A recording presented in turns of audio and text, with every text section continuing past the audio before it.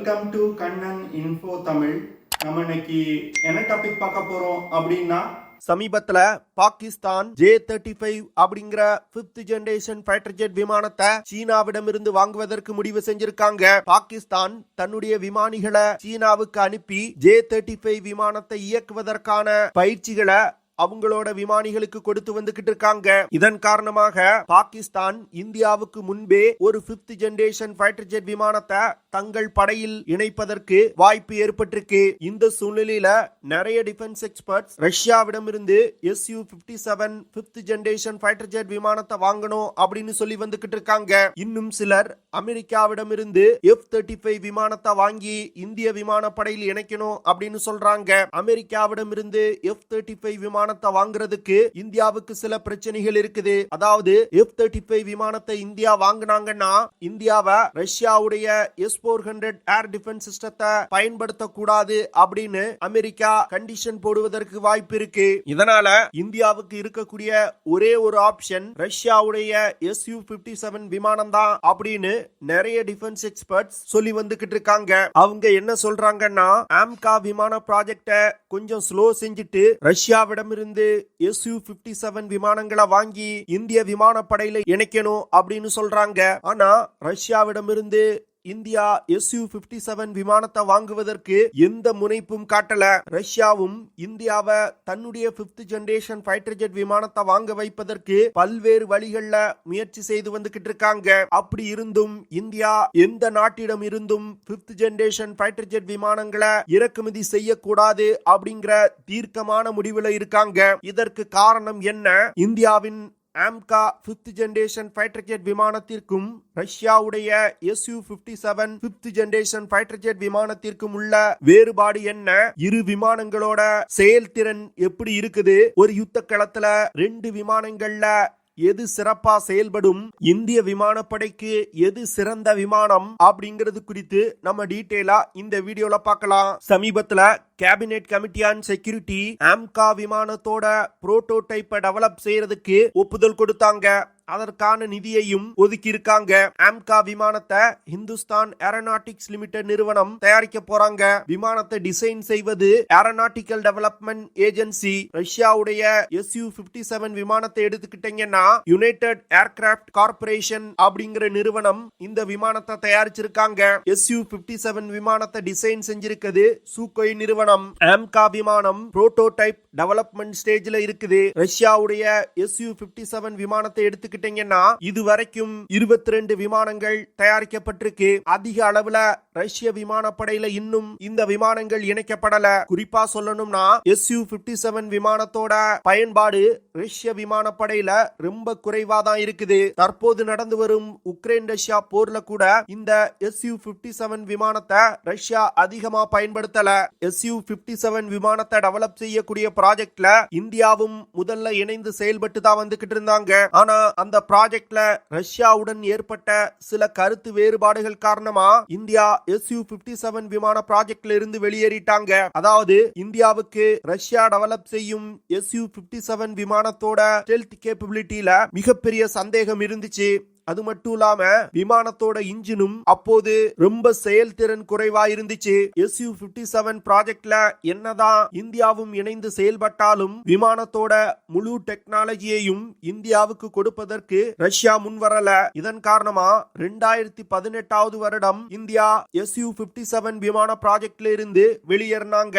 அதற்கு பிறகு ஆம்கா விமான ப்ராஜெக்ட கையில் எடுத்து ஆம்கா விமானத்திற்கு தேவையான பல்வேறு சிஸ்டங்களை டெவலப் செய்ய ஆரம்பிச்சு தற்போது ஆம்கா விமான டெவலப்மெண்ட்ல இந்தியா ஒரு குறிப்பிட்ட அளவிலான முன்னேற்றத்தையும் அடைஞ்சிருக்காங்க. ஆம்கா மற்றும் Su-57 விமானங்கள் ஒரு 5th ஜெனரேஷன் ஃபைட்டர் ஜெட் விமானமா இருந்தாலும் இந்த விமானங்கள் குறிப்பிட்ட நாடுகளுடைய தேவையை பூர்த்தி செய்யும் வகையில உருவாக்கப்பட்டிருக்கு. இப்போ ஆம்கா விமானத்தை எடுத்துக்கிட்டீங்கன்னா இந்தியா அந்த விமானத்தை ஒரு 5ஆம் தலைமுறை stealth multi role fighter jet விமானமா டெவலப் செஞ்சு வந்துகிட்டு இருக்காங்க. ஆம்கா விமானத்துல அட்வான்ஸ் ஏவியானிக்ஸ், ஸ்டெல்த் தொழில்நுட்பம், சூப்பர் க்ரூஸ் கேப்பபிலிட்டி போன்ற விஷயங்கள் முக்கியமா இருக்கணும் அப்படிங்கறத மனதில் வைத்து இந்தியா டெவலப் செய்து வந்துகிட்டு இருக்காங்க. அதுவே Su-57 விமானத்தை எடுத்துக்கிட்டீங்கன்னா இந்த விமானங்களை ரஷ்யா நீண்ட தூரம் இயக்குவதற்காக டெவலப் செஞ்சிருக்காங்க. அது மட்டும் இல்லாம விமானம் அதிவிரைவா பறப்பதற்கும் ஏர் சுப்பீரியாரிட்டி, கிரவுண்ட் அட்டாக் போன்ற விஷயங்களுக்கு முக்கியத்துவம் கொடுத்துதான் ரஷ்யா இந்த Su-57 விமானங்களை டெவலப் செஞ்சிருக்காங்க. இந்தியாவின் ஆம்கா விமானத்துல அட்வான்ஸ்ட் ஸ்டெல்த் ஃபீச்சர் இருக்கும் வகையில இந்தியா டெவலப் செஞ்சு வந்துகிட்டு இருக்காங்க. குறிப்பா விமானங்களோட ரடார் கிராஸ் செக்ஷன் ரொம்ப குறைவா இருக்கும் வகையில ஆம்கா விமானங்களை இந்தியா டெவலப் செஞ்சிருக்காங்க. ரடார் கிராஸ் செக்ஷன் குறைவா இருந்துச்சுன்னா எதிரிகளின் ரடார் சிஸ்டத்தினால விமானங்களை கண்டுபிடிக்க முடியாது. அது மட்டும் இல்லாம விமானத்தோட இன்ஃப்ராரெட் சிக்னேச்சரையும் ஆம்கா விமானத்துல குறைப்பதற்கு இந்தியா பல்வேறு வழிகள்ல முயற்சி செய்து வந்துகிட்டு இருக்காங்க. இதன் மூலமா இந்தியாவின் ஆம்கா விமானத்தினால எதிரிகளின் ரடார் சிஸ்டத்துல இருந்து தப்பித்து எதிரி எல்லைக்குள் நீண்ட தூரம் ஊடுருவி சென்று தாக்குதல்களை நடத்த முடியும். ஆனா ரஷ்யாவுடைய Su-57 விமானத்தை பார்த்தீங்கன்னா ஸ்டெல்த் கேப்பபிலிட்டி அந்த விமானத்துல அவ்வளவு முக்கியமான விஷயமா கருதப்படல. தற்போது அமெரிக்கா பயன்படுத்தும் F-35 மற்றும் F-22 விமானங்கள் போன்று ஸ்டெல்த் கேப்பபிலிட்டி கொண்ட விமானமா அது இல்ல அப்படின்னு நிறைய டிஃபென்ஸ் எக்ஸ்பர்ட் சொல்றாங்க. இப்போ ரெண்டு விமானங்களோட டைமென்ஷன்ஸ் மற்றும் ஸ்பெசிபிகேஷன்ஸ் கம்பேர் செய்து பார்க்கலாம். இந்தியாவின் ஆம்கா விமானம் 17.6 மீட்டர் நீளமும் 11.13 மீட்டர் விங் ஸ்பேனும் கொண்டது. அதுவே Su-57 விமானத்தை எடுத்துக்கிட்டீங்கன்னா 20.1 மீட்டர் நீளமும் 14.1 மீட்டர் விங் ஸ்பேனும் கொண்டது. ஆம்கா விமானத்தினால அதிகபட்சமா 27,000 கிலோகிராம் எடையை சுமந்து கொண்டு பறக்க முடியும். அதுவே Su-57 விமானத்தை எடுத்துக்கிட்டீங்கன்னா 35,000 கிலோகிராம் எடையை சுமந்து கொண்டு பறக்க முடியும். ஆம்கா விமானங்கள் 2 GE F414 இன்ஜினால் இயக்கப்பட உள்ளது. ஃபியூச்சர்ல இந்தியா ஒரு ஹை த்ரஸ்ட் இன்ஜினை டெவலப் செய்து ஆம்கா Mk2 விமானத்துல இணைப்பதற்கு திட்டமிட்டிருக்காங்க.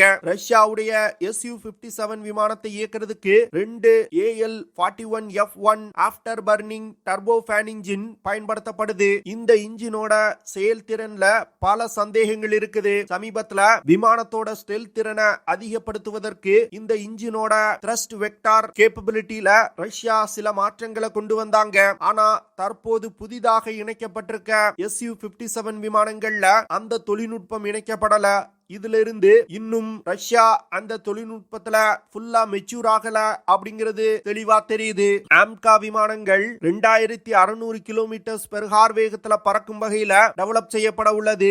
Su-57 விமானங்கள் 2135 கிலோமீட்டர் பெர் ஹார் வேகத்துல பறக்கக்கூடியது. அதிகபட்ச பறத்தல் தூரத்தை எடுத்துக்கிட்டீங்கன்னா ஆம்கா விமானத்தினால 5324 கிலோமீட்டர் தூரம் வரைக்கும் பறக்க முடியும். Su-57 விமானத்தை எடுத்துக்கிட்டீங்கன்னா 4500 கிலோமீட்டர் தூரம் வரைக்கும் பறக்க முடியும். விமானத்தோட வேகம் மற்றும் பறத்தல் தூரத்துல ஆம்கா விமானங்கள் Su-57 விமானத்தை விட அதிக கேப்பபிலிட்டி கொண்டதா இருக்குது. ஆம்கா விமானத்தினால 6.5 டன் எடை கொண்ட ஆயுதங்களை சுமந்து சென்று தாக்குதல் நடத்த முடியும். ஆம்கா விமானத்தோட நான் ஸ்டெல்த் வேரியன்ட்ல ஆயுதங்களை எடுத்து செல்வதற்கு 14 ஹாட் பாயிண்ட்ஸ் கொடுக்கப்பட்டிருக்கு. அது மட்டும் இல்லாம ஸ்டெல்த் வேரியன்ட்ல இன்டர்னல் வெப்பன் பே தொழில்நுட்பம் இணைக்கப்பட்டிருக்கு. இதனால விமானத்தோட உள்புறத்துல ஆயுதங்களை சேமிச்சு வைக்க முடியும். Su-57 விமானத்தினால 7500 கிலோகிராம் எடை கொண்ட ஆயுதங்களை சுமந்து சென்று தாக்குதல் நடத்த முடியும். 6 ஹாட் பாயிண்ட்ஸ் விமானத்தோட வெளிப்புறத்திலையும் விமானத்தோட உள்புறத்திலையும் இருக்குது. இதனால இந்த ஹாட் பாயிண்ட்ஸை பயன்படுத்தி அதிக அளவிலான ஆயுதங்களை சுமந்து சென்று தாக்குதல் நடத்த முடியும். ஆம்கா விமானத்துல Astra IR, Astra Mk1, Mk2 மற்றும் Mk3 போன்ற ஏர் டு ஏர் மிசைல்கள் இணைக்கப்பட உள்ளது. அதுவே Su-57 விமானத்தை எடுத்துக்கிட்டீங்கன்னா R-77M, R-74M2, R-37 போன்ற ஏர் டு ஏர் மிசைல்கள் இணைக்கப்பட உள்ளது. இந்தியாவின் ஆம்கா விமானத்துல பிரம்மோஸ் NG, சாண்ட், ருத்ரம் 1 போன்ற ஏர் டு கிரவுண்ட் மிசைல்கள் பயன்படுத்தப்பட உள்ளது. Su-57 விமானத்தை எடுத்துக்கிட்டீங்கன்னா KH-38M, KH-59 MK2, KH-69 போன்ற ஏர் டு கிரவுண்ட் மிசைல்கள் இந்த விமானத்துல இணைக்கப்பட்டிருக்கு.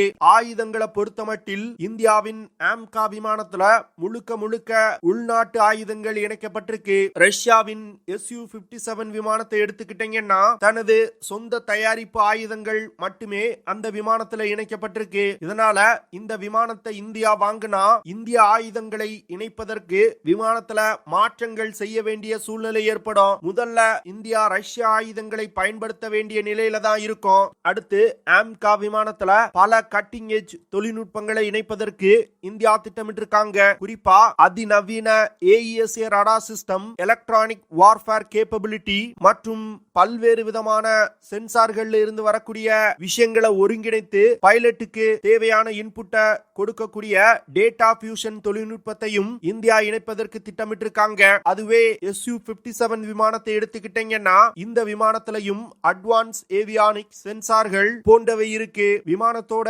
சிச்சுவேஷனல் அவேர்னஸ் அதிகப்படுத்துவதற்கு பல சிஸ்டங்கள் இந்த விமானத்துல இணைக்கப்பட்டிருக்கு. ஆனா இந்த ரடார்கள், ஏவியானிக்ஸ் போன்ற சிஸ்டங்களோட செயல்திறன்கள் ஒரு ரியல் வேர்ல்ட் சினாரியோல ஒரு சண்டையில ஈடுபடும் பொழுதுதான் அதோட பிளஸ் அண்ட் மைனஸஸ் கண்டுபிடிக்க முடியும். நிறைய நண்பர்கள் இன்னும் ஆம்கா விமானங்கள் டெவலப்மெண்டல் ஸ்டேஜ்ல தான் இருக்குது. இந்தியா முழுவதும் ஆம்கா விமானத்தை டெவலப் செய்யறதுக்கு அடுத்த 10 வருடங்கள் கூட ஆகலாம் அப்படின்னு சொல்றாங்க. இதன் காரணமாக இந்தியா வெளிநாடுகள்ல இருந்து முதற்கட்டமா சிறிய எண்ணிக்கையிலான 5th ஜெனரேஷன் ஃபைட்டர் ஜெட் விமானத்தை வாங்கி இந்திய விமானப்படையில் இணைக்கணும் அப்படின்னு சொல்றாங்க. அப்படி செஞ்சா ஆம்கா விமானத்தை டெவலப் செய்யறது இன்னும் காலதாமதமாகும். ஏன்னா ஆம்கா விமானத்தை டெவலப் செய்யக்கூடிய நிதியை கொண்டுதான் இந்திய விமானப்படை புதிய விமானங்களை வாங்குவாங்க. இதன் காரணமாக இந்தியா எந்த விஷயத்தையும் மனதில் வைக்காம ஆம்கா விமான டெவலப்மெண்ட்ல மட்டும் கான்சென்ட்ரேட் செய்யணும் அப்படின்னு நான் நினைக்கிறேன். தற்போதைய நிலையில ஆம்கா விமானத்தோட ஸ்பெசிபிகேஷன்ஸ் பார்க்கும் பொழுது Su-57 விமானத்தை விட சிறப்பா தான் இருக்குது. இந்திய விமானப்படைக்கு தேவையான விஷயங்களை மனதில் வைத்து உருவாக்கப்பட்டிருக்கு. ஆனா Su-57 விமானங்கள் ரஷ்ய விமானப்படையோட தேவைகளை மனதில் வைத்து உருவாக்கப்பட்டிருக்கு. இதன் காரணமாக இந்தியா Su-57 விமானத்தை வாங்கினாலும் அந்த விமானத்துல பல்வேறு விதமான மாடிஃபிகேஷன்ஸ் செய்ய வேண்டியது இருக்கும். இதற்கே பல வருடங்கள் ஆகலாம். ரஷ்யாவே இந்த Su-57 விமானங்களை தங்கள் விமானப்படையில அதிக அளவுல இணைக்கல. அப்படி இந்த விமானத்தோட தொழில்நுட்பம் ஃபுல்லா மெச்சூர் ஆயிருந்துச்சுன்னா ரஷ்யா தன்னிடம் உள்ள மேனுஃபேக்சரிங் கேப்பபிலிட்டியை பயன்படுத்தி அதிக அளவுல விமானங்களை தயாரிச்சிருப்பாங்க. ஆனா இன்னும் Su-57 விமானத்துல சில முக்கியமான தொழில்நுட்பங்கள் டெவலப்மெண்டல் ஸ்டேஜ்ல தான் இருக்குது. இதன் காரணமாக தான் ரஷ்யா அதிக அளவுல இந்த விமானங்களை தயாரிக்காம இன்னும் இருக்காங்க. என்ன பொறுத்த மட்டில் இந்தியா எந்த ஒரு 5th ஜெனரேஷன் ஃபைட்டர் ஜெட் விமானத்தையும் இறக்குமதி செய்ய தேவையில்லை அப்படின்னு நான் நினைக்கிறேன். நீங்க என்ன நினைக்கிறீங்க? இந்தியாவுக்கு ஒரு 5th ஜெனரேஷன் ஃபைட்டர் ஜெட் விமானத்தை வெளிநாடுகள்ல இருந்து இறக்குமதி செய்யணுமா, செய்ய வேண்டாமா அப்படிங்கறத கமெண்ட் பண்ணுங்க.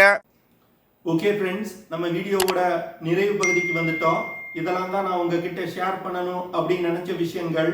ஐ ஹோப் நான் ஷேர் பண்ண விஷயங்கள் உங்களுக்கு பிடிச்சிருக்கும்னு நினைக்கிறேன். அப்படி பிடிச்சிருந்துச்சுன்னா ஷேர் பண்ணுங்க, லைக் பண்ணுங்க, கமெண்ட் பண்ணுங்க. மறக்காம நம்ம சேனலுக்கு சப்ஸ்கிரைப் பண்ணுங்க. See you in the next video. Jai Hind.